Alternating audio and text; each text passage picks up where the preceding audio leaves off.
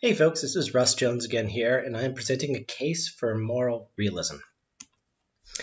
The order of discussion will go something like this. I will introduce my methodology, I'll provide some definitions, which I always try to do to make sure we aren't talking past one another. I'll then go through briefly all of the arguments for moral realism. Well, there are more arguments, but as many as I think might be necessary for our discussion. I'll then respond to some common arguments against moral realism and then give some concluding thoughts. In regards to the introduction to methodology, I want to discuss just a couple of things. For example, I don't think that any of my arguments are compelling. That is to say that rejecting these arguments doesn't make you irrational. Rather, it is just to say that these arguments lead to the conclusion that moral realism is more probable or more plausible than not. But none of them would satisfy what we might consider a proof in the sense that we would have a proof in math or a proof in logic. I also want to note that some of the arguments present a case for what you already believe rather than trying to convince you of something new. For example, a lot of these are what I would call arguments from consistency. That is to say that given how you currently behave or how you currently speak, your behavior or your speak is consistent with moral realism or more consistent with moral realism. I also want to set the bar appropriately. It is not my position here that every moral value that people talk about is true. I'm not here to defend whether justice is a moral value or whether love or mercy are moral values. My contention here is that there are at least some true moral claims, and that is sufficient to establish moral realism. Now, I don't want to make it trivially true in the sense that moral realism is true, but it doesn't really matter because there's all I've accomplished is showing one example. But I do want to say that I don't intend here to defend a whole moral worldview and a whole list of known moral values or moral claims or anything of that sort. I also want to admit that several of these articles commit known informal fallacies. And informal fallacies are different from formal fallacies in that they don't necessarily make the argument false. A formal fallacy has to do with the logical structure of the argument, where it is fallacious in the sense that even if all of the premises were true, the conclusion would not follow because the logical structure is incorrect. Informal fallacies are where you appeal to certain arguments or appeal to certain evidence that is not sufficient to establish the truth of a matter. And so what I do in these examples is give a qualified response. And you'll see this throughout, where I'll make the claim that it is more likely or it is more plausible that given some of these arguments, because it is not my intent here to say that, for example, an argument ad populum guarantees that something is true. Rather, it just increases the likelihood that it is true. It provides evidence that it's true. I'll finally be discussing some failed objections to moral realism, which I think is very important, and then wrap up this cumulative case. So let's start with some definitions. The word truth I take to mean that which corresponds with reality. This is called the correspondence theory of truth, and it's the most popular theory of truth among professional philosophers, and no other philosophy of truth has earned even half as many adherents as the correspondence theory of truth. For example, the claim that there's a Diet Coke in front of me is true if and only if there is in reality a Diet Coke and it is in front of a person and that person is me. The claim has to correspond with reality. The second phrase I might use is moral worth. Something of moral worth is an object or being which is an end unto themselves. That is to say that they are, or it is, valuable in its own sense and should not be used as a means to other ends unless those other ends comport with some greater moral worth. So, for example, we would say the individual has moral worth, but they could be a means to an end if we were protecting many individuals who also have moral worth. For moral values, I mean the general principles by which we relate our behavior to those with moral worth, like justice, mercy, fairness, equality, love, and kindness. Moral perceptions are how we perceive the interaction between competing moral values and the relation to behaviors of beings of moral worth. So, for example, if you and I are standing on top of a building and look down and see one woman chasing another, and the woman in the front has a bag, I might perceive that the first woman has stolen the bag and is trying to escape from the woman who rightfully owns it. And you might perceive the opposite, that the woman running in the front rightfully owns the bag and is trying to escape the thief who is chasing her. These are moral perceptions. Moral propositions or claims are statements of moral values and their relation to beings of moral worth. And this is probably the most important definition here, in the sense that if some moral propositions or moral claims are true, then moral realism is true. So an example of a moral proposition would be, it is wrong to torture children for fun. Moral duties would be obligatory behaviors that stem from the relationship between moral values and beings of moral worth. This is pretty simple. If it is wrong to torture children for fun, then you must not torture children for fun. You have an obligation not to do that. And I'll also use the word objective here, although I don't think it's necessary, really, because if you accept the correspondence theory of truth, then objective truth is a bit redundant. But by objective, I mean true and binding regardless of what any person thinks. For example, let's say instead of having a moral perception, we were talking about physical perceptions, and you and I looked out at a tree, and I said it's 40 feet tall, and you claimed that it's 50 feet tall. Well, the fact that you and I have different physical perceptions of that tree doesn't mean there is no objective height to the tree. The tree has an actual height, and our perceptions being different has absolutely nothing to do with the objectivity of the height of the tree. And if you and I were not there, or no humans existed whatsoever, the tree would still have a height, regardless of what any person could think, because there would be no people there to think about it in the first place. So let's start with some arguments. The argument from expectancy falls under this example of how we already behave. It works something like this. We generally do not expect people to conform their actions to untrue beliefs. We expect people to conform their actions to some moral beliefs. Some moral beliefs are likely not true. Some moral beliefs are not untrue. Some moral beliefs are likely true.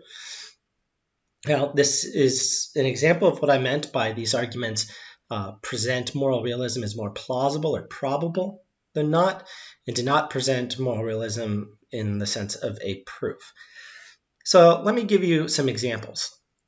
Imagine you're a teacher, and the teacher and you are given a test to give to your students, a simple true-false test. And it has 3 lines. The first line is 1 + 1 = 2. The second line is Green Day is the best band. And the third is torturing babies for fun is wrong. What grade would you give a student who marked false for all of these answers? I think certainly you and I and everyone else would mark number 1 as incorrect because we believe 1 + 1 = 2 is true. I also think that the vast majority of us would not mark number 1 as incorrect because we believe that musical preferences are subjective. And maybe this child just doesn't like Green Day. Maybe they like the Beatles and thinks they're the best band. But how would you grade question 3? Would you claim that torturing babies for fun is neither true nor false and give this student a check mark next to his or her answer? Or would you say, that false is incorrect. Torturing babies for fun is wrong. That's a true statement. I think if we are honest with ourselves, the vast majority of us would say that torturing babies for fun is wrong is a true statement. We could also imagine this from a different perspective. Instead of being a teacher, what if we were a judge? How would you prosecute a defendant who is guilty of the following accusations? So defendant 1 is accused of theft because he claimed 1 plus 1 equals 11 and used this to overcharge customers. Would you find this person guilty of theft or fraud? I think the answer is, of course you would, and you would punish them for it. But that is assuming that they actually did this. If defendant 2 came to you and they were accused of disturbing the peace because they played Green Day out loud, which is not a good band, and you were able to establish that they didn't play it too loud or glaring or blaring or anything particularly annoying, it's just that the plaintiff thinks that Green Day is a bad band and doesn't appreciate his neighbor playing Green Day. I think you would throw this out of the court in a second. I mean, obviously, a person could listen to their own music of their choice, as long as it's not too loud or annoying or something of that sort.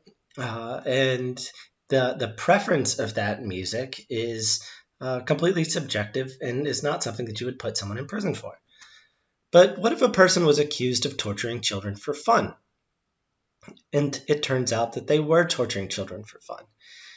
Would you say to that person, I happen to personally think that torturing children for fun is wrong, but because I don't believe in moral realism, I think it would be unfair to punish you for this action because you think that torturing children for fun is perfectly okay. Well, of course not. In fact, you can't find a single society in the world that would allow that. So, what follows from this position is that you and I and most individuals already believe in moral realism. That is to say, we believe that certain moral claims are true, and we are even willing to put people in prison or worse for not agreeing to and abiding by those claims. We expect people to abide by the certain moral claims, and that is inconsistent with the belief that moral claims aren't true. All right, so the next argument is the argument from convergence. Subjective beliefs do not generally converge, especially across cultures, languages, etc. We see convergence of moral beliefs across cultures and languages. Conclusion 1, moral beliefs are generally not subjective. Conclusion 2, moral beliefs are generally objective. All right, so how does this work?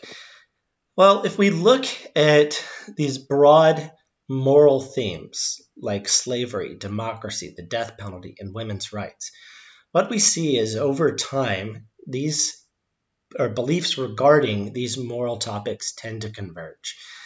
Now, there was a time in which slavery was completely acceptable to most societies, and now slavery is outlawed in nearly all of them. There was a time and place where everything was either a kingdom or a fiefdom or something of that sort. But people have come to believe that individuals should have a say over how they're governed, and so democracy has spread. There was a time when the death penalty was very commonplace, and slowly but surely it is becoming less common, and more countries and organizations are opposing the death penalty.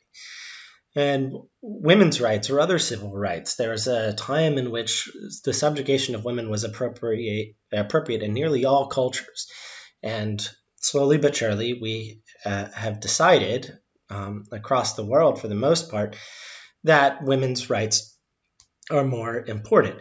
Now, this isn't to say that all countries are at the same place morally with regards to slavery, democracy, death penalty, or women's rights. Instead, what it is to say is that most countries are moving in the same direction with regard, or most cultures are moving in the same direction with regard to these questions. Now, this is not true of things that we generally believe to be subjective. It is not as if most countries are generally coming to believe that Renaissance era artwork is the best, or that the Beatles are the best, or that Snickers bars are the tastiest. There are these subjective preferential claims that we make about the world, and there doesn't appear to be any pattern of convergence among countries in regard to their taste or preferences. And so what this shows is that there's a difference, a material difference between how people are addressing moral beliefs versus how people are addressing these other subjective beliefs. Since they address them differently, since there appears to be this convergence, we can see that they are different from subjective beliefs in an important manner. If they are converging, what are they converging to? Are they just happening to converge all to a meaningless answer, or are they converging to something that is objectively true? All right, the next argument is from indispensability. This is actually an argument that is generally used for mathematics. It's a little technical, so I've given a link so that you can read up on it a little bit more. It goes something like this. Premise 1, a property E or entity M is genuine if reference to that property or entity figures ineliminably, that's a hard word to say, in the best explanation of some phenomenon P. Reference to E and M is indispensable to the best explanation of P. E and M is a genuine property or entity. So this is normally used for mathematics. You would say something of the sort that property is genuine or true or real or something of that sort if it is indispensable to our best scientific theories. Mathematics is indispensable to our best scientific theories, therefore mathematical objects are genuine or exist. Well, the question is, can we say the same thing about moral statements? And so a good example from the same paper here is it's called the cowardly rescuer. The example is that there is a rescuer who is supposed to go out on an expedition to save people who are currently stranded. But when he returns, a large number of the people who were stranded have perished. And the reason that we give is that, and the best reason that we have, is that the rescuer was vain, self-interested, and cowardly. And this explains why the expedition he led was incompetent and that a large number of people perished. Well, if we are to say that these moral judgments like being vain or being cowardly are not true or not possibly true, are meaningless, then it takes away our ability to use this as an explanation for why a large number of people perished. It makes the explanation no longer viable, even though it is clearly the best explanation. And so, if the best explanation relies on moral claims, we either have to admit that some moral claims are true, or we have to give up the best explanation. And that puts us in a corner. Do we want to give up our best explanations, or do we want to give up moral realism? And in this case, I would say that we would want to stick with the best explanation, and the best explanation requires moral realism. The next argument is the argument from certainty. Premise 1, the more certain we are that a belief is true, the more likely that belief is true. Premise 2, some moral claims are among our most certain beliefs. Conclusion, some moral claims are likely true. Michael Roos, a fantastic philosopher and atheist, or agnostic, is quite famous for saying that on naturalism, morality is just illusory. However, he says, nevertheless, the man who says it is morally acceptable to rape little children is just as mistaken as the man who says 2 + 2 = 5. And I think that the argument here goes something like this. I am more certain of a number of moral claims than I am certain of things that I believe have been proven to be true. So, for example, I believe it is proven to be true that 2 plus 2 equals 4. However, I am more certain that torturing children for fun is wrong, is a true claim, then I am certain that 2 plus 2 equals 4. And you might ask, why is that? And I could say, I can easily see how I might be deceived into believing 2 plus 2 equals 4.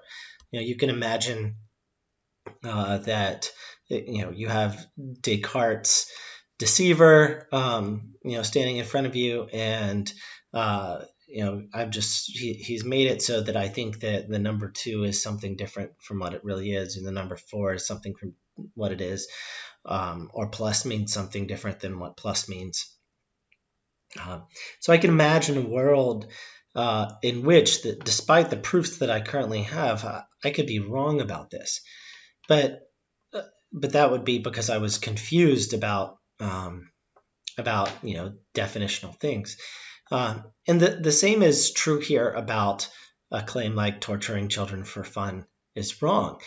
It seems to me that for that to not be a true claim would require a radical change in my perception, such that I would need to be deceived into believing that was false. I would, that, for example, torture is actually a good thing, when by definition torture is not. If you are doing a good thing, then it is not torture. So I think that the argument from certainty here is just also an argument of consistency. That is, I'm so certain that these things are wrong, especially in light of things like mathematical beliefs, which don't have clear physical corresponding entities, but which you need a referent for the correspondence theory of truth, that I am well within my rational rights to think that moral realism is true, at least for those particular claims. There's also an argument from uniformity. The more uniformly a belief is held, the more likely it is true. There are some moral claims that are uniformly held. Some moral claims are likely true. There are some universally accepted moral claims. I'm actually going to skip this example here because I'm going to hold it off for the next one. But for example, nearly all societies of all time have believed that it is wrong to torture innocent children for fun. And now they might disagree on certain factual claims, like what constitutes innocence or what constitutes torture. But once those societies have established definitions for torture and innocence and child, they all agree that torturing innocent children for fun is wrong. And I think this argument from uniformity is it absolutely is an argument ad populum, but as you see how it's presented, we're talking about likeliness or plausibility or probability, not a proof. And then finally, is something I call the argument from actuality. And this is where we can show that in order to deny moral realism, you need to show that moral truth claims can't possibly be true, or must be meaningless. So it works something like this. If a moral claim is true, it is morally right to behave in accordance to it. So this is a counterfactual claim. Premise one is a moral claim. So it is a moral counterfactual claim. It is to say that it is morally right to behave in accordance to objectively true moral claims. Now, it doesn't say that there are any moral claims that are objectively true in premise one. So it is not begging the question in premise one. It is only saying if there are objectively morally true things. And it's also not a tautology, because I'm not saying that if a moral claim is objectively true, then moral claims are objectively true. I'm saying if a moral claim is objectively true, it is morally right to behave in accordance to it. So we're comparing claims to behaviors. Premise 3 is there at least one moral claim that is true. And this is a moral claim about behavior in premise 1. Yes, it is a counterfactual claim, but if counterfactual claims can be true, which I think they can, for example, if John Wilkes Booth did not shoot Abraham Lincoln, someone else did, is a true counterfactual claim, because we know that Abraham Lincoln was in fact shot. So P3, there is at least one moral claim that is true, and I believe that moral claim is the counterfactual claim in P1. Therefore, moral realism is true. So how might someone object to P1? It seems to be a definitional relationship between moral claims and moral behaviors. Even the relativist would agree that if it is true, if a moral claim is objectively true, that you should follow it. It seems that you can only argue that moral claims cannot possibly be true, or that moral claims are meaningless. But these both seem like very difficult burdens to bear in an evidence-based argument. I mean, to show that moral claims cannot possibly be true or that they are meaningless. I've spent a lot of time trying to work through how one might be able to show those or demonstrate those to be true, and I haven't yet been able to come anywhere even close to it. There's also what I call the argument from analogy, and this goes something like this. Any argument against moral realism can be reframed as an argument against physical reality. Physical reality exists, therefore there is something wrong with arguments about moral realism. This is exactly the case that we see with the argument from disagreement, which I'm about to present. For example, we could say something like, people disagree about morals, therefore morals are not objectively true. And I could refer to people disagree about the height of a tree when standing at a distance and looking at it. Therefore, the tree doesn't have height. And clearly, we would think that that's ludicrous. Of course, the tree has a height. So that is what the argument from disagreement is. Something along the sorts of the more disagreement regarding a claim, the more likely it is not true. There is great disagreement about moral claims. Moral claims are likely not true. Well, here's the issue. Not only does it fail by the previous analogy, which is to say that there's great disagreement about physical claims too, but the position of the moral realist only needs to show that at least some moral claims are true, not all or most, just some. So even if there's a great disagreement about nearly every moral claim, this argument fails if at least one moral claim does not have a great deal of disagreement with it. And we saw both in the argument from uniformity and the argument from actuality that there are at least some moral claims which most people believe.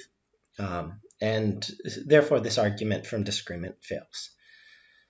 Next is a more formal argument that's been proposed, which is called the open question argument. And this is also a little bit technical, so I'll do my best to explain it. If X is analytically equivalent to good, then the question, is it true that X is good, is meaningless.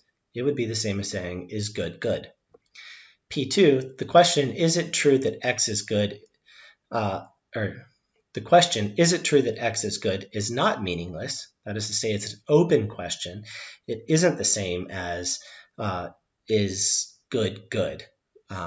Therefore, C, X is not analytically equivalent to good. This would then proceed to say that if X is not analytically equivalent to good, that would mean that nothing is analytically equivalent to good. And therefore, there are no objective moral values because they aren't analytically equivalent to good. Well, there are a lot of responses to this argument. And one of them is that it begs a question, but I think the best argument against this is what's called the meaningful analysis argument. And we can take mathematics examples. The premise 1 of the open question argument essentially says that if there were objective moral truths, they would be tautologies or meaningless. If X is analytically equivalent to good, it's like saying good is good. But all of mathematics are tautological.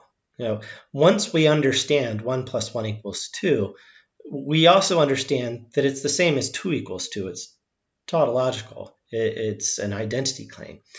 And this is true of even the most complex types of arguments, or types of mathematics. But it doesn't seem meaningless to ask the question like, is every simply connected closed three-manifold homeomorphic, or closed three-sided manifold, is homeomorphic to the three-sphere, the Poincare conjecture, which has recently been proved.